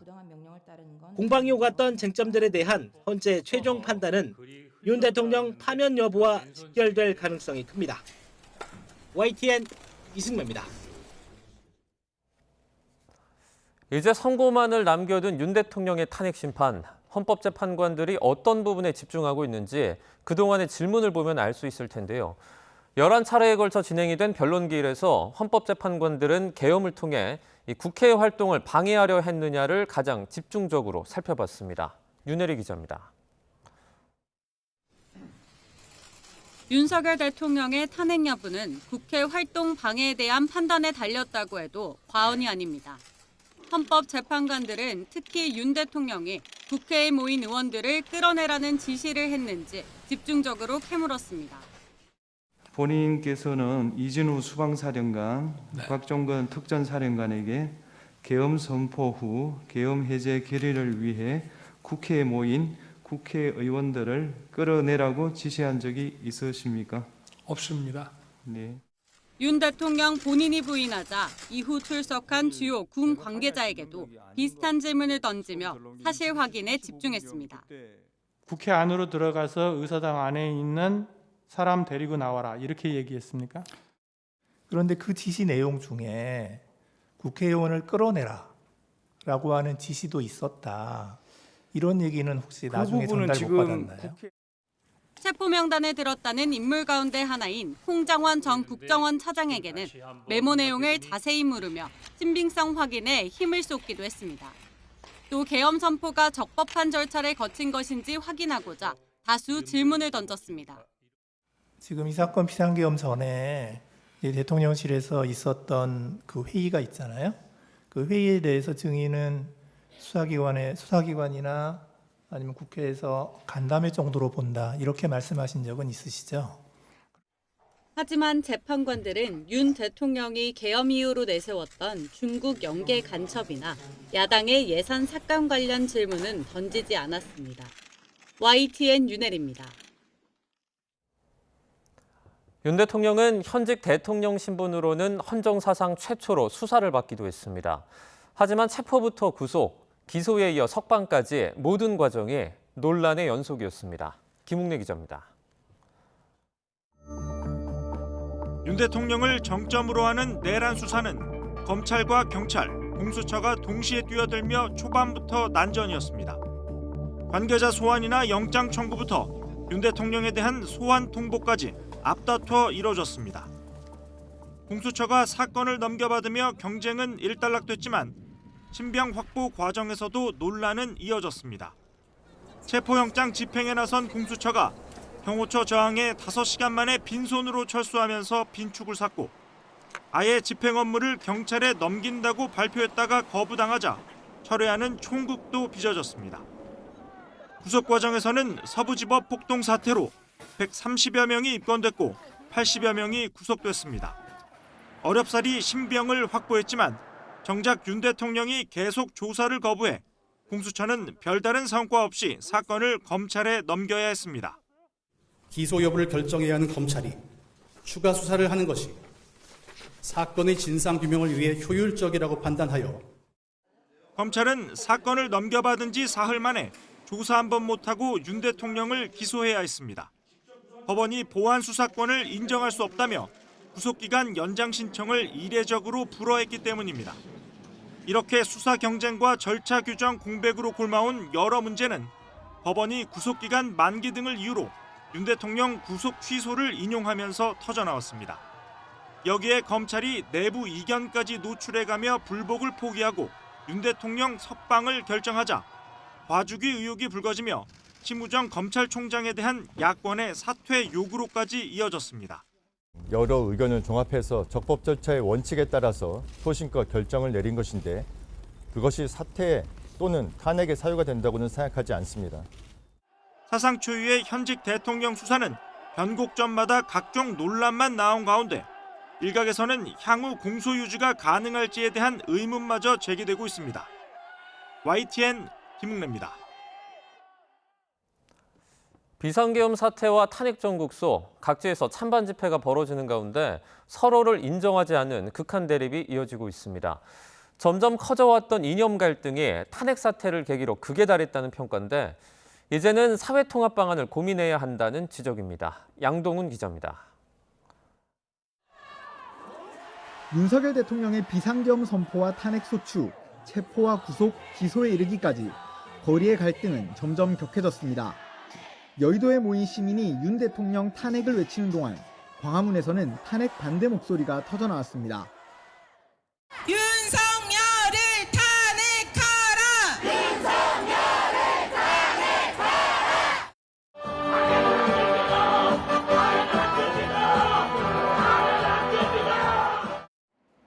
탄핵 심리가 진행되는 동안에도 찬반 양측은 여의도와 헌법재판소, 대통령 관저, 서울구치소 등 곳곳에서 목소리를 높였습니다. 양측 시위대가 만나는 곳에서는 고성이 오가고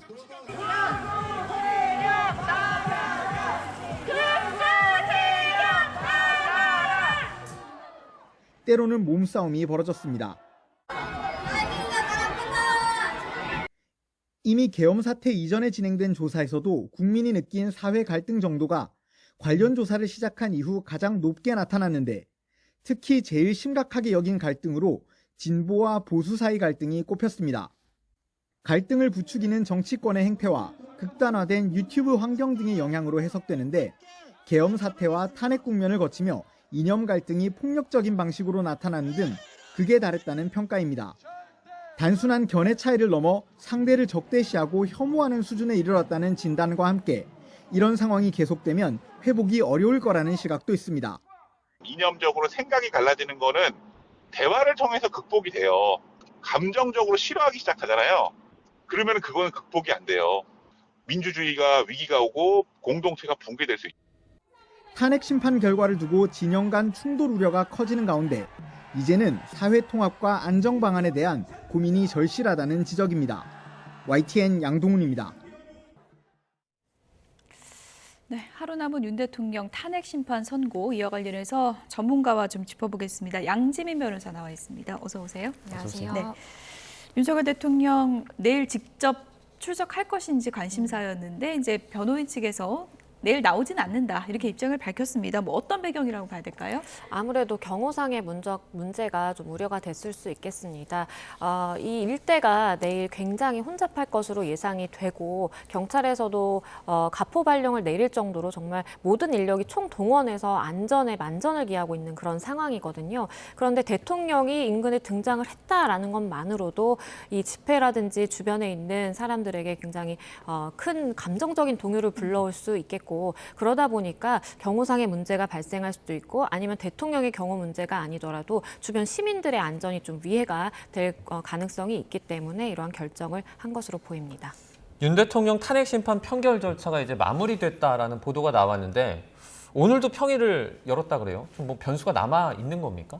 일단 입장을 본인이 정하고 있는 입장에서 뭐 전향적으로 선회하는 그러한 가능성은 낮아 보입니다. 네. 다만 지금 결정문을 완성을 해야 되는 상황이거든요. 그렇기 때문에 모든 재판관이 전원일치로 뭐 사실관계 인정부터 판단의 이유까지 한 목소리를 내기는 사실 현실적으로 좀 어렵습니다. 네. 과거에도 보면 결론은 같이 한다라고 하더라도 나의 보충 의견을 내고 싶다 아니면 별개 의견을 가지고 있다라는 식으로 이러한 의견 개진이 돼야 되는 필요성이 있기 때문에 또 그리고 그러한 것들을 결정문에 다 담아내야 되거든요. 그래서 입장 차이를 발견하기 위한 뭐 입장 정리를 위한 그러한 평이라고 보기는 어렵고 결정문을 완성해 나가는 그러한 과정에서 필요한 보충적인 평이다라고 보시면 되겠습니다.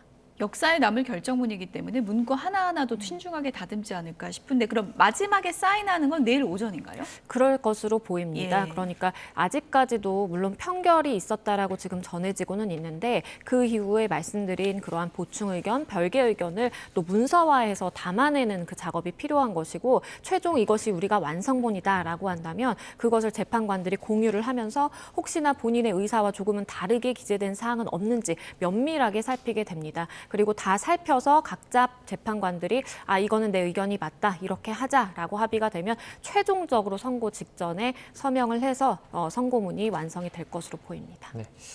윤 대통령 탄핵 심판에서 처음으로 이제 반대 의견이 들어갈 수도 있다라는 전망이 나오고 있어요. 그렇습니다. 그러니까 과거에는 노무현 전 대통령의 경우엔 규정이 아예 없었기 때문에 헌재 재판관들이 무슨 의견을 밝혔는지조차 우리가 확인을 할 수가 없었어요. 네. 이 결정문에 그러한 내용들을 담아야 되는 규정이 아예 없었기 때문입니다. 그런데 법이 개정이 된 이후에 박근혜 전 대통령에 대한 탄핵 심판이 있었고요. 박근혜 전 대통령의 경우에는 아무래도 뭐 사회적으로 미칠 파장이라든지 그리고 그때 당시에는 굉장히 좀 탄핵이 유력하다라는 의견도 중론이었습니다. 그래서 전원일치의 이제 결정이 나왔는데 그 가운데에서도 일정 부분 별개 의견은 담겼습니다. 그래서 이렇게 각자 재판관들이 어떤 생각을 하고 있었구나라는 것을 알 수 있었는데요. 이번 윤 대통령의 경우에는 별개 의견을 담는 것에서 넘어서서 소수 의견, 그러니까 반대 의견이라든지 아니면 이것에 대해서 뭐 이유는 같이 하지만 내가 보충하고 싶은 말이 있다라고 해서 하는 보충 의견이라든지 이런 것들이 다양하게 담길 가능성도 지금 있는 상황이기 때문에 과거 전례에 있었던 대통령들의 그러한 탄핵 심판 이 선고 결정문과는 조금 차이가 있을 수도 있겠다라는 시각도 있습니다. 그러면 8명 재판관이 모은 최종 결론 이외에도 재판관 한 명 한 명이 어떻게 판단했는지를 다 알 수가 있는 건가요? 만약에 별개 의견이라든지 나의 소수 의견 그러니까 또 보충 의견을 밝힌다라면 재판관들의 이름이 명시가 되는 것이고요. 그게 아니라 결정문 전체적으로 다수가 동의한 그러한 내용으로 이제 작성이 되는 것이기 때문에 별개 의견이나 보충 의견을 밝히지 않으면 나는 여기에 다수의 의견에 동조한다라고 보시면 되겠습니다. 즉 재판관 하나하나마다 어떠한 사실 적시 내지는 어떠한 이유를 인정함으로써 이러한 의견을 밝혔는지 우리가 다 유추를 해볼 수 있는 상황인 것이고요. 오히려 8명이 한 목소리로 한 뜻으로 이렇게 하나의 의견을 제시한다라는 것이 오히려 좀 이상할 수가 있기 때문에 아마도 최소한의 별개 의견이라든지 아니면 보충 의견 정도는 충분히 담길 수 있겠다라고 보입니다. 그동안 뭐 여러 가지 추측들이 많았는데 내일 다 그 결정문을 보고 나면은 쟁점 사안별로 재판관들이 어느 부분에서 뭐 엇갈렸으면 엇갈렸고 또 합치됐으면 합치되고 이런 부분을 다 확인할 수 있겠네요. 맞습니다. 과거에 탄핵 심판에 이제 선고가 있을 때에도 그러한 이제 결론에는 내가 동의하지만 나는 다른 이유에서 이러한 결론에 동의한다라고 하는 경우 별개 의견으로 적시가 됐거든요. 그래서 그런 것들이 다 담길 예정입니다.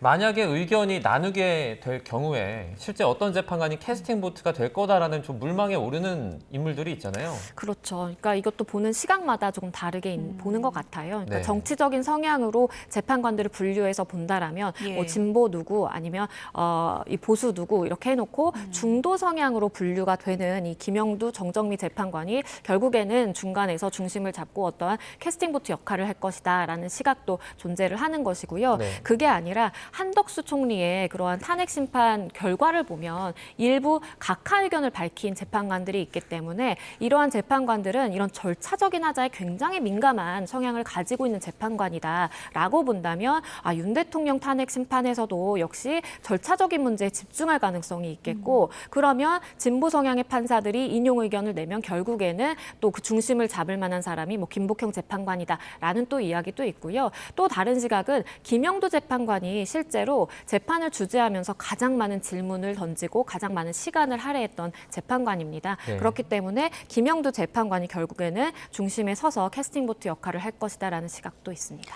이진숙 방통위원장 탄핵 심판 선고에서 그야말로 이제 흔히 말하는 그 성향 분류표대로 반으로 나뉘었기 때문에 내일 이렇게 될지 아니면 한쪽으로 쏠릴지 이 부분을 이제 지켜보는 것도 관전 포인트가 될 것 같고요. 이제 중요한 건 쟁점별 그 판단도 중요하겠지만 그 판단 이후 그 탄핵의 그 인용의 이름에 있어 중요한 부분이 중대성 여부잖아요. 이 중대성이라는 거는 뭐 명확한 기준이 있는 건가요? 어떻게 봐야 됩니까? 명확하게 법문으로 규정되어 있는 규정은 없습니다. 그렇기 때문에 과거 사례라든지 그리고 재판관 각자마다의 판단에 맡겨져 있다라고 보는 것이 맞겠고요. 노무현 전 대통령의 경우에도 일부 법 위반이 있었지만 이것이 파면에 이를 정도로 중대하지 않다라는 판단이 있었기 때문에 기각이 됐었어요. 그리고 반면에 박근혜 전 대통령의 경우에는 위헌 위법적인 행동을 했을 뿐만 아니라 국민들의 그러한 신임을 저버리는 행위를 했고 결국에는 파면할 정도로 이건 중대하다라고 볼 수 있다라는 그 시각이 담겼거든요. 결국에는 재판관들 하나하나마다 위헌 위법적인 상황이 있더라도 이것을 파면으로 이르게 할 정도의 중대한 것인지를 판단하는 데 있어서 결국에는 최종 결론이 나뉜다라고 보는 것이 맞겠습니다. 네. 이 중대성과 좀 교집합이 있을 수도 있는데, 그러니까 헌법재판관들이 이번에 비상계엄을 선포한 적법성을 놓고도 이게 적절했는지를 놓고 좀 여러 가지 의견을 나눌 수도 있겠죠. 그렇습니다. 하나의 이제 쟁점 포인트가 국가 비상사태에서 우리가 비상계엄을 선포할 수 있는 것인데 과연 비상계엄 선포를 하는 그 과정이 적절했는지 여기에 더불어서 또다시 이제 이야기되는 부분은 국무회의가 우리가 적법하다라고 볼 정도의 실체가 있도록 열렸는지 이것이 이제 하나의 쟁점입니다. 네. 그렇기 때문에 김영두 재판관이 실제 이러한 계엄 적법성에 관련해서 이 질문을 다섯 회 정도 이상 하면서 굉장히 지금 집요하게 파고들었다라는 이제 시각도 존재를 하는 것이고요. 이 자체로 탄핵에 이른다라고 보기에는 논리적인 기결은 좀 맞지 않습니다. 예를 들어 국무회의가 적법하지 못했고 그 당시에 비상계엄을 선포할 만한 그러한 상황이 아니었다라는 그런 적법성의 문제가 있다라고 하더라도 앞서서 언급해 주신 것처럼 과연 이것이 탄핵을 인용할 정도의 이를 중대성이 있는지를 또 판단해야 되는 하나의 관문이 남아있는 것입니다. 그래서 여러 가지 지금 5가지로 이야기가 되는 그 쟁점 하나하나에 대한 사실관계라든지 아니면 인정 여부에 대한 판단이 있을 것이고요. 과연 그것을 종합했을 때 파면할 정도로 중대한가 여기까지의 판단이 필요합니다. 예. 일단 내일 오전 11시가 넘어서 한 뭐 20 몇 분쯤 되면은 알 수 있을 것이다. 이런 전망들이 나오고 있는 상황인데 이제 뭐 인용이 되면은 즉시 파면이니까 사저로 가야 되는 거고 그리고 기각 각하의 경우에는 이제 윤 대통령이 집무실로 이제 향하게 될 텐데 그 주문을 읽는 순간부터 발효가 되는 건가요? 맞습니다. 예. 탄핵 심판 선고에 있어서는 재판관들이 주문을 읽겠습니다라고 이야기한 다음에 시간을 확인합니다. 그래서 이제 법원에 있는 그러한 헌재에서 근무하는 직원이 몇 시 몇 분입니다 하면은 그것을 결정문에 적시를 하게 됩니다. 예. 왜냐하면 주문을 읽는 그 즉시 효력이 발생하기 때문인 것이고요.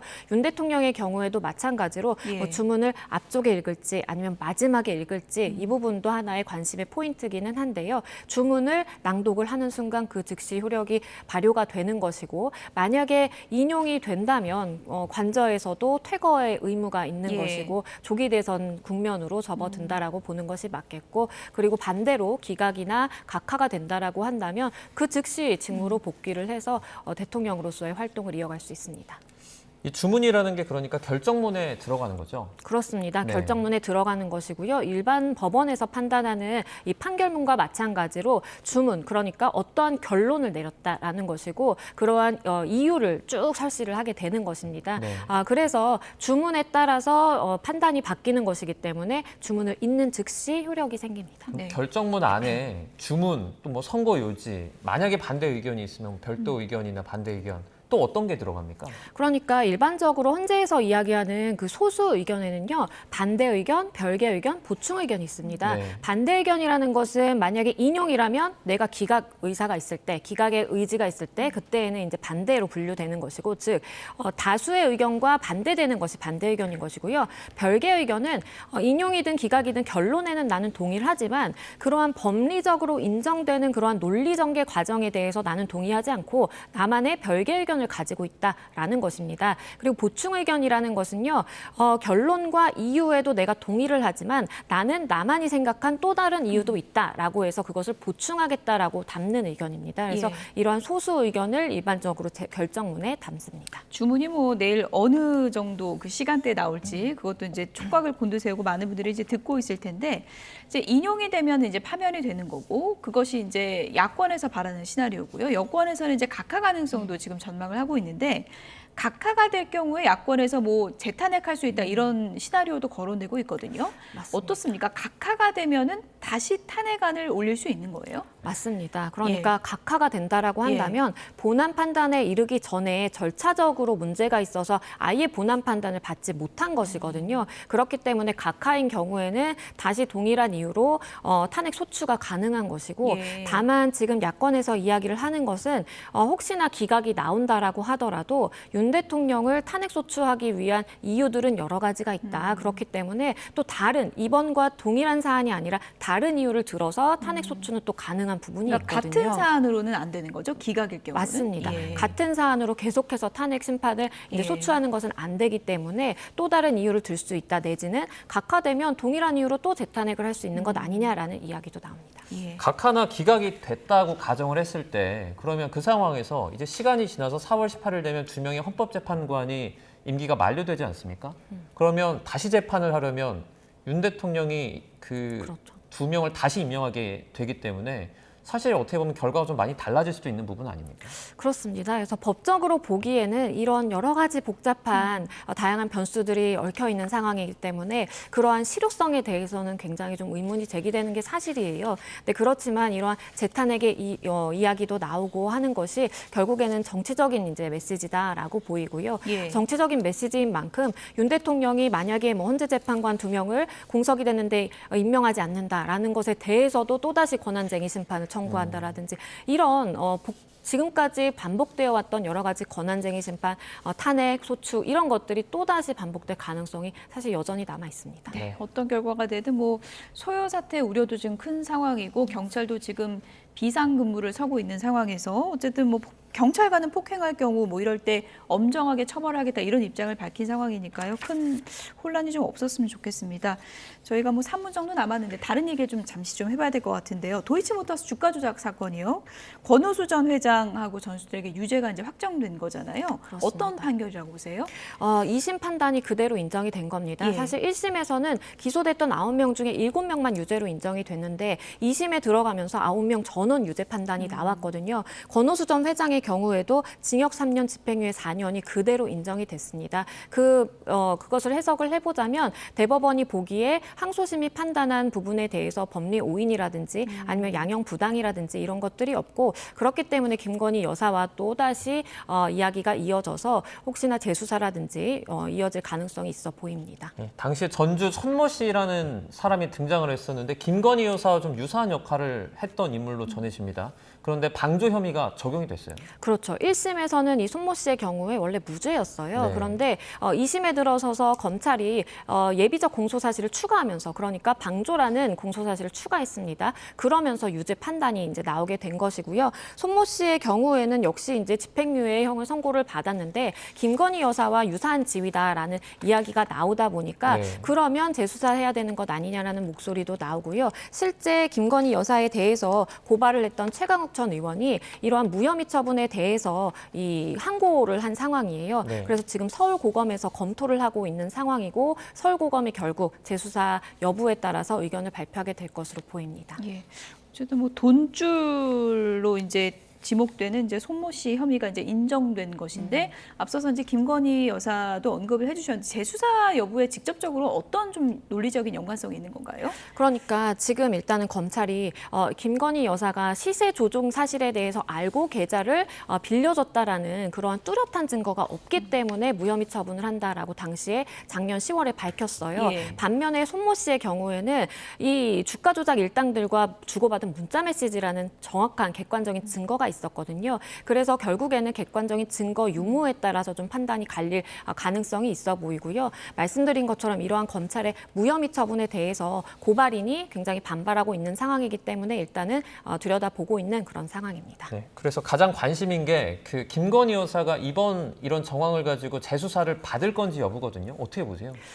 이 역시도 뭐 탄핵 심판과 무관하다라고 볼 수는 없겠습니다. 네. 왜냐하면 만약에 탄핵 심판이 인용이 돼서 관저에서 나오게 된다. 그리고 일반인 신분으로 이제 돌아가게 된다라고 한다면 사실 수사기관에서도 굉장히 강한 의지를 가지고 재수사 의지를 피력할 수도 있겠고요. 불기소 처분 후에 만약에 재수사한다면 뭐 어떤 절차를 밟게 되는 건가요? 일단은 지금 무혐의 처분을 한 것입니다. 그러니까 기소를 하지 않은 것인데 항고를 냈어요. 최강욱 전 의원이. 그래서 이거를 검찰이 아니라 이제 서울고검에서 들여다봐달라라고 하는 것이고 서울고검이 만약에 이 항고가 이유 있다라고 해서 받아들이게 되면 재수사 지시를 내리게 됩니다. 그러면 검찰 일선에서도 김건희 여사에 대한 소환 조사라든지 이런 것들을 해야 되는 필요성이 있는 것이고요. 만약에 그렇게 해서 혐의점이 손모 씨와 비슷해서 인정이 된다라고 한다면 기소까지 이르러서 실제 판단까지 줄 수 있는 그러한 영향이 있습니다. 네. 어쨌든 뭐 대법원 판단까지 최종적으로 나온 사안이긴 한데 내일 또 윤석열 대통령 탄핵 심판 선고와 맞물려서 또 어떤 파장이 있을지 좀 보겠습니다. 지금까지 양지민 변호사였습니다. 고맙습니다. 고맙습니다. 감사합니다.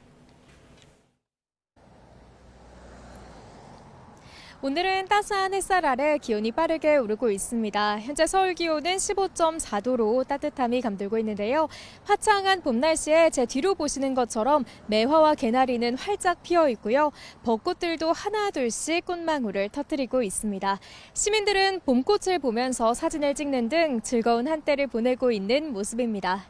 오늘은 전국 하늘에 구름이 조금 지나겠고요. 오후부터 저녁 사이 영서와 충청 이남 곳곳에 약한 빗방울만 떨어질 수 있겠습니다. 낮 동안 기온이 오르면서 현재 충북을 제외한 대부분 지역의 대기질이 양호합니다. 하지만 서울 등 서쪽 지방 곳곳으로는 초미세먼지 농도가 다시 일시적으로 짙어질 수 있겠습니다.